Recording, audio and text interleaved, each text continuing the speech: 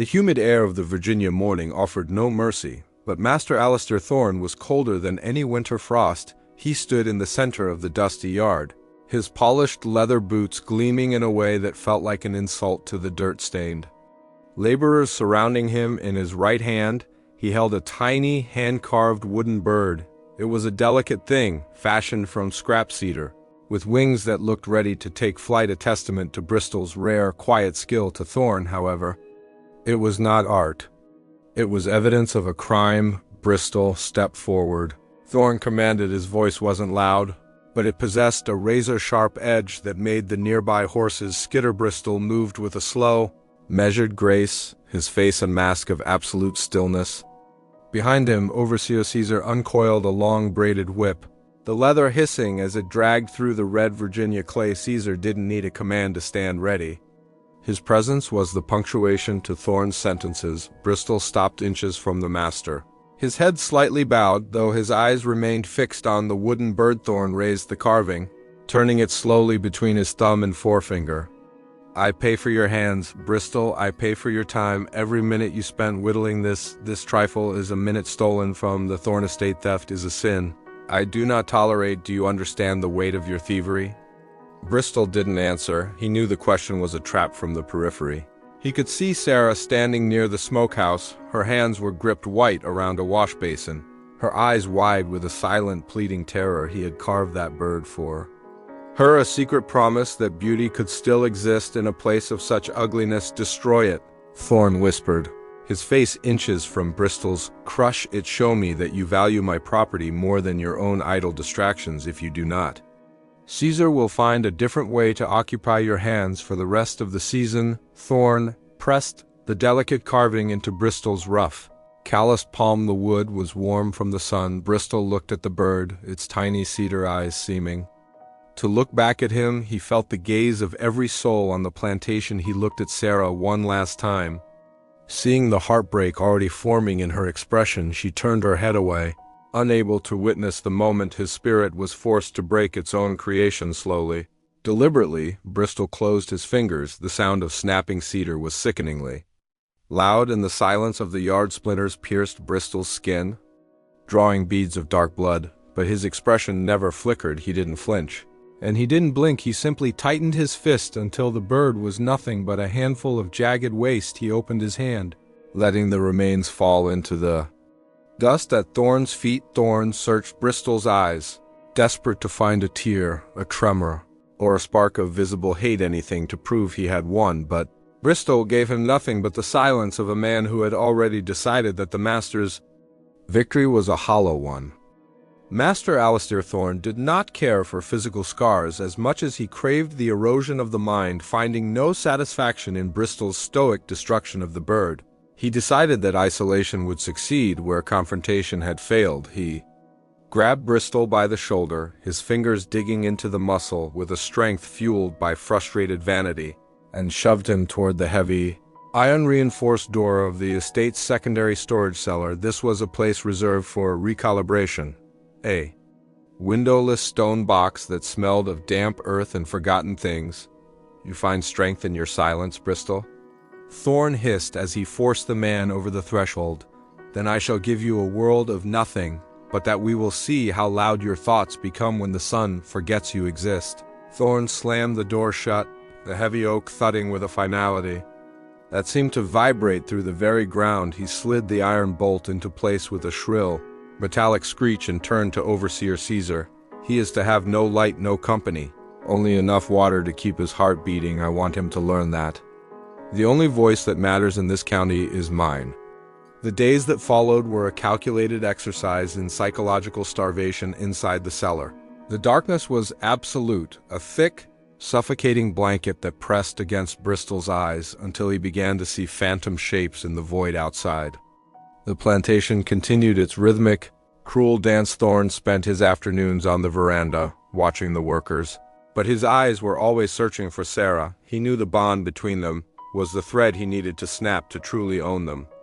Both Sarah moved through her chores like a ghost, her face etched with a worry so profound it looked like physical pain. On the third night, driven by a desperation that outweighed her fear of the whip, She crept toward the cellar doors under the cover of a moonless sky. She carried a small bundle scraps of bread and a gourd of water. She knelt by the base of the door, pressing her lips to the narrow gap between the wood and the stone. "Bristol," she whispered, her voice a ragged thread of hope. "Bristol, I am here, drink this." She tilted the gourd, allowing the water to trickle through the gap into the thirsty dark. "I hear you, Sarah," came a voice from the shadows, raspy and dry, but remarkably steady suddenly. The night was shattered by the harsh flare of a lantern. Master Thorne stepped from behind the corner of the smokehouse, his face twisted in a predatory smile. He hadn't been watching Bristol. He had been baiting Sarah, a touching display of loyalty. Thorne mocked, stepping forward. Caesar emerged from the darkness behind him, his shadow stretching long and monstrous across the cellar door. Thorne didn't strike her. Instead, he leaned down and kicked the gourd from her hand, splashing the precious water into the dust. "If you love the dark so much, Sarah, you shall have your own Caesar. Take her to the weaving shed, lock the shutters. If I catch so much as a whisper between these two again, I will ensure they are sold to separate ends of the continent." Bristol, hearing Sarah's muffled cry as Caesar dragged her away, slammed his fist against the cellar door once, twice, 3 times. The sound was hollow and desperate. Thorne leaned his head against the wood, listening to the frantic pounding with a look of pure, serene contentment. He had successfully turned their connection into a weapon against them, transforming their love into the very cage that held them. The door to the storage cellar groaned open, and the sudden intrusion of the Virginia sun struck Bristol like a physical blow. He emerged into the yard, blinking against the searing brightness, his body thin and his skin coated in the fine gray dust of the underground. Master Alistair Thorne stood waiting, not with a whip, but with something he considered far more potent in his gloved hands. He held a massive, leather-bound family Bible, its edges gilded in gold that shimmered mockingly in the heat. "You look diminished, Bristol," Thorne remarked, his voice smooth and deceptively gentle. He gestured for Caesar to bring Sarah forward. She was led out from the weaving shed, her eyes red-rimmed, but her spirit still flickering like a candle in a gale. Thorne stepped between them, creating a physical wall of silk and arrogance. Thorne opened the heavy book to the center, where the vellum pages recorded the Whitmore and Thorne lineages, names of men who had claimed the land and the people on it for generations. He pointed a long, bony finger at a specific entry. "This book records the will of God and the order of this house. It says that I am the shepherd, and you are the flock. You have used your voices to plot, to whisper, and to defy. Therefore, I am taking your voices away." He held the Bible out toward Bristol, demanding he place his hand upon the sacred text. "Swear it," Thorne commanded, his eyes boring into Bristol's. "Swear upon this word and the blood of my ancestors that you will never speak to this woman again. Not a greeting in the morning, not a warning in the fields, not a prayer in the dark. If a single syllable passes between you, I will not punish you. I will sell her to a trader heading for the fever swamps of the deep south, and you will never know if she lives or dies." Bristol looked at the book, then at Sarah. The cruelty of the choice was absolute. To speak was to lose her forever. To be silent was to let Thorne win the territory of his soul. Sarah's bottom lip trembled, but she gave a tiny, almost imperceptible shake of her head, urging him not to surrender. Thorne leaned in closer, his breath smelling of expensive brandy and stale tobacco. "Touch the book. Bristol, bind your soul to your silence." Bristol slowly reached out, his calloused, scarred hand coming to rest on the cold leather. He felt the weight of the master's expectation, the crushing pressure of a man who believed he could own the very air between two people. Bristol's gaze shifted from the book to Thorne's throat, and then his lips moved. It was barely a breath, a vibration so low it seemed to come from the earth itself. He whispered a single, strange word. Thorne recoiled slightly, his brow furrowing. "What was that? Speak up, boy." Bristol didn't repeat it. He simply kept his hand on the book, his eyes locking onto Thorne's with a sudden, terrifying intensity. Thorne laughed, a dry, hacking sound, muttering gibberish. "Is that the best your broken mind can offer? Fine, you have made your oath. The silence begins now." Thorne snapped the Bible shut. The sound like a trap closing, he walked away, convinced he had used the divine to cement his tyranny he didn't see. The way Bristol's eyes followed him, or the way that single, whispered words seemed to hang in the air, a hidden spark that had just been dropped into a house made of dry hay. Master Alistair Thorne's study was a sanctuary of cold logic and recorded debts. Sarah had been assigned to clean it under the watchful eye of Caesar, a task meant to remind her of the master's absolute reach every surface was cluttered with. The tools of a man obsessed with documentation, silver inkwells, stacks of vellum, and heavy ledgers bound in the skin of calves as she polished the mahogany desk. Her rag snagged on a small, nearly invisible seam in the wood near the base of the cabinet. Curiosity, sharpened by a lifetime of needing to know the master's secrets to survive them, drove her fingers to press the grain with a faint rhythmic click. A hidden compartment slid open. Inside sat a heavy iron strongbox. Its surface pitted and dark with age. It didn't look like the kind of box that held gold or jewelry.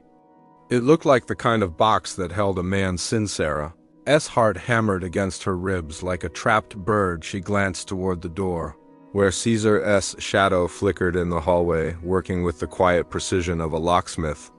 She used a small iron hairpin to probe the lock. After a tense, breathless moment, the mechanism yielded with a soft thud. She lifted the lid, expecting the glint of coins. Instead, she found a stack of old, faded parchments, their edges brittle and yellowed by time. These weren't standard plantation records. They were tied with a peculiar, rotted black ribbon. She pulled the top parchment free and squinted at the elegant, sloping handwriting. It wasn't Thorne's. The names written there, Blackwood, Mayhew, Thorne, were intertwined in a complex web of dates and legal seals that looked far older than the current master. Her eyes darted over a line that made the blood in her veins turn to ice. The true lineage suppressed, the name of Thorne adopted to secure the deed. Her breath hitched. She realized she wasn't looking at money. She was looking at the evidence that the man who claimed to own her might not even legally own the land. He stood upon the floorboards in the hall, creaked. Sarah's instincts took over. She shoved the parchment back into the box, slammed the lid, and kicked the secret drawer shut. Just as the heavy brass handle of the study door turned, she was back on her knees, scrubbing a phantom spot on the floor. When Alistair Thorne entered, he stopped. His eyes narrowed as he surveyed the room. He walked directly to the desk, his hand hovering over the area of the hidden compartment. He didn't speak. He simply watched her with a suspicious, predatory glint in his eye. He sensed a change in the air, a microscopic shift in the power dynamic of the room. He reached down and gripped her chin, forcing her to look up. "You have a look about you today, Sarah," he whispered, his grip tightening until it bruised. "A look of someone who thinks they've found a way out of the dark. Remember your oath. Remember what happens to Bristol if you even think about betrayal." He let go of her, dismissal in every line of his body, and turned to inspect a ledger. Sarah stood up, her legs trembling, but her mind was on fire. She had seen the contents of the box, and more importantly, she knew that the master's greatest fear wasn't a rebellion of arms, but a rebellion of the truth. The grand dining hall of the Thorne Manor was a theater of artificial elegance, where the wealthiest merchants of Williamsburg and Fredericksburg gathered to discuss the price of human souls, and tobacco master Alistair Thorne sat at the head of the table, his chest puffed out with the arrogance of a man who believed his foundations were unshakable. He spoke loudly of his unmatched efficiency and his infallible business sense, while Bristol moved behind him like a silent shadow, pouring ruby-red wine into crystal glasses. Bristol's presence was meant to be invisible, a mere extension of the furniture.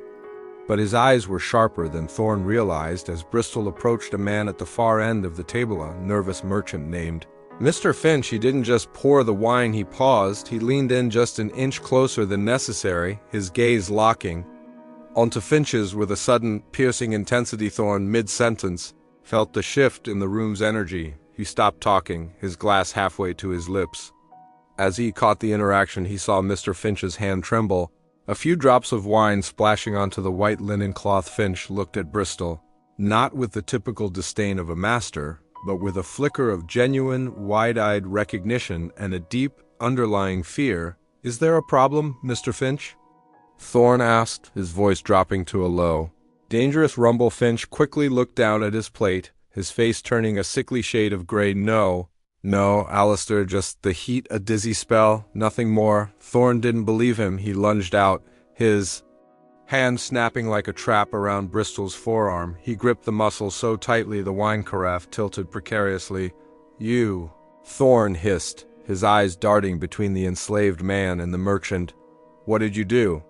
What did you show him?" Bristol remained perfectly impassive. His arm felt like iron under Thorne's grip. But he didn't pull away, he didn't even blink. He simply finished pouring the wine into Thorne's glass, the liquid rising to the very brim. Without a single spill, he offered no explanation, no word, and no sign of the oath being broken. The table fell into a suffocating silence. The merchants exchanged uneasy glances. They knew Thorne's temper, but this was different. This was paranoia. Thorne realized he was making a spectacle of himself. He slowly released Bristol's arm, but his face stayed twisted in a mask of suspicion. "Get out," Thorne whispered, the words vibrating with suppressed rage. "Caesar, take him to the quarters and wait for me." As Bristol turned to leave, he didn't look back at the master. He kept his eyes on the floor. But the damage was done. Thorne looked at Mr. Finch, who was now sweating profusely, and then at his own reflection. In the silver platter, for the first time, the cruelest master in Virginia felt a cold draft in his house, as if a secret he had buried decades ago had just walked through the door and poured him a drink. The study was no longer a sanctuary. It had become a cage of Alistair Thorne's own, making the master pace the length of the room. His boots striking the floorboards with a frantic, uneven rhythm. On his desk lay the old, faded parchments he had retrieved from the iron strongbox, the black ribbon discarded like a dead snake. He clutched one of the documents so tightly that the brittle edges groaned. His mind was a storm of paranoia, replaying the look on Mr. Finch's face over and over again. "Bring him in." Thorne roared toward the hallway. Caesar shoved Bristol into the room. Bristol stumbled but caught himself, his presence filling the small space with an unnerving, quiet gravity. Thorne didn't wait. He lunged forward, thrusting the parchment inches. From Bristol's face, the paper trembled in Thorne's hand, revealing the deep internal shaking of a man whose world was starting to tilt. "You knew Finch, didn't you?" Thorne hissed, his eyes bloodshot.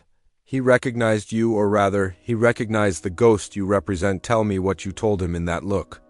Tell me how a man like you knows the secrets of a lineage that was buried before you were born." Bristol stood motionless. He looked down at the parchment in Thorne's hand, the document that detailed the fraudulent rise of the Thorne name and the suppression of the true Blackwood heirs. He didn't speak. He didn't need to. He simply shifted his gaze from the paper to Thorne's eyes, his expression one of calm, devastating pity. It was the look of a man watching a building collapse from the outside, while the owner was still trapped within. "Speak!" Thorne screamed, slamming his fist onto the mahogany desk, sending the inkwell rattling. "I gave you an oath of silence regarding Sarah, but I will beat the truth out of you regarding this." "Who gave you that name? Who told you about the Blackwood deed?" Bristol remained a statue of bronze and iron. He saw the sweat beads on Thorne's forehead and the way the master's hand hovered near the secret compartment of the desk. Thorne was looking for a confession to silence his own conscience. But Bristol offered only a mirror to the master's guilt. "You think your silence is a shield," Thorne whispered, his voice cracking with a sudden, sharp fear. "But it is a confession. You know somehow, you know that I am not who this ledger says." "I am." Thorne turned away, unable to bear Bristol's steady gaze. He began to frantically shuffle the papers, trying to convince himself that they were just old scraps of history with no power.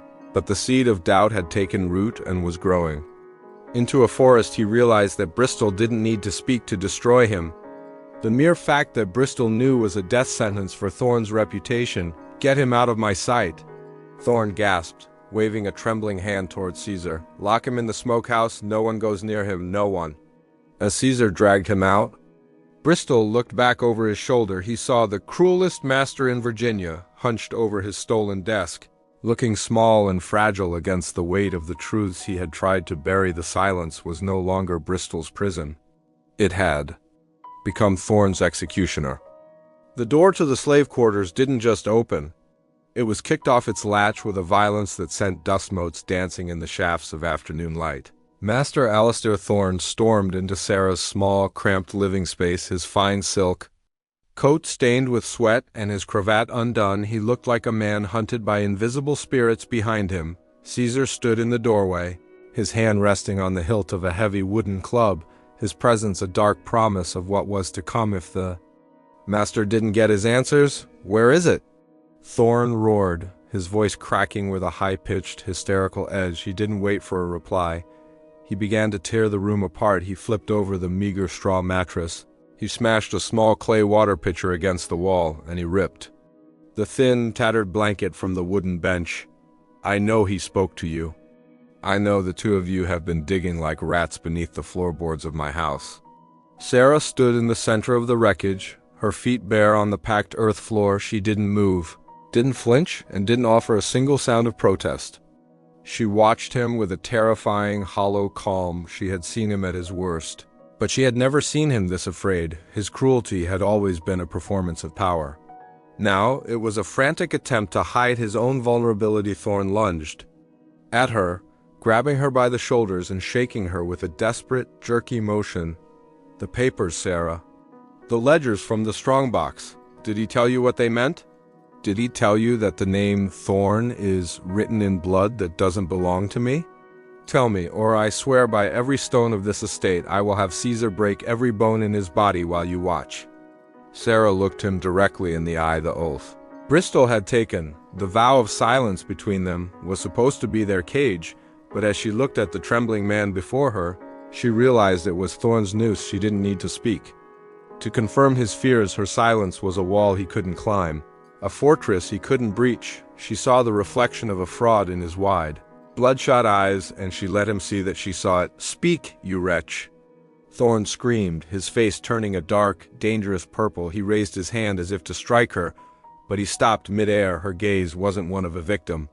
It was the gaze of a judge. It was so cold, so certain, that it paralyzed him. He realized that no amount of physical pain could force her to give him the comfort of a life. Thorne stepped back, his chest heaving, his hands shaking so violently he had to hide them in his pockets. He looked around the ruined room, feeling the eyes of the other workers watching from the shadows of the yard. He had come here to assert his dominance, but he was leaving as a man exposed to search everything. Thorne whispered to Caesar, his voice barely audible, "Burn the mattress, leave her with nothing." He turned and fled the quarters. Stumbling over the threshold, Sarah remained standing amidst the ruins of her life, her head held high. She had lost her bed and her water, but she had seen the master break. The single word Bristol had whispered was already doing its work, and she knew that the fire Thorne had started in his own mind would soon consume the entire house.